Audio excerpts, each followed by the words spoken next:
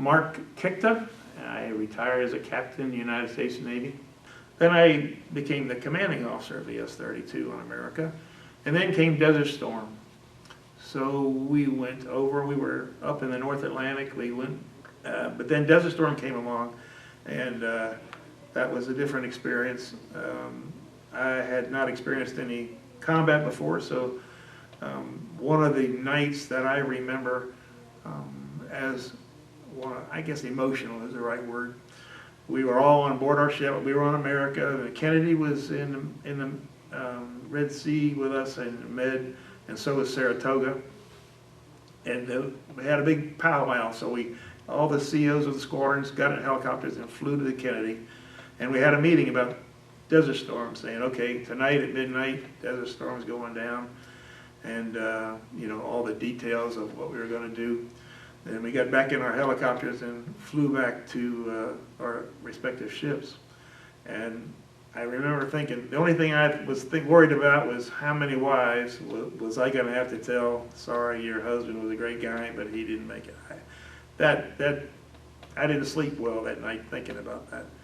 But you know, as it turned out, it was great. And the next big decision I thought that I had to worry about was who was going to fly the first mission.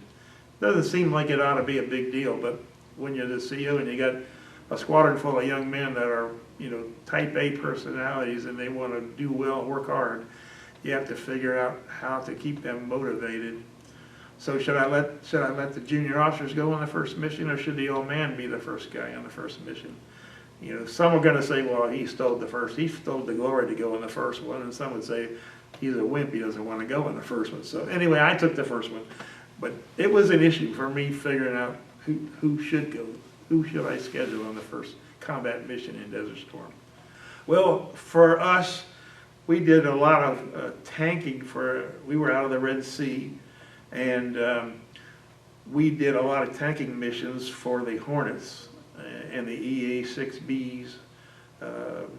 We would go up, take off with the flight, head inbound to overland, and then we tied up a lot of times with the EA-6Bs because they had the HARM missiles.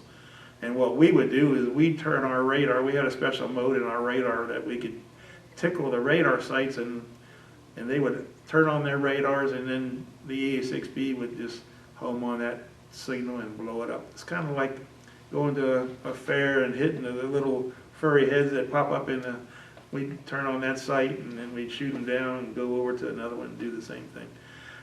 And then when we were done with that, we'd go back halfway to the ship, and then we would refuel any of the F-18s or anybody that needed gas headed back to the ship.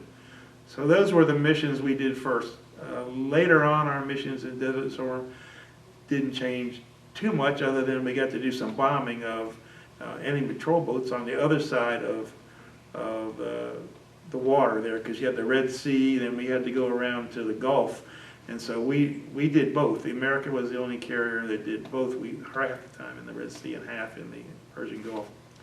And that's where we got to sink the Iraqi patrol boat.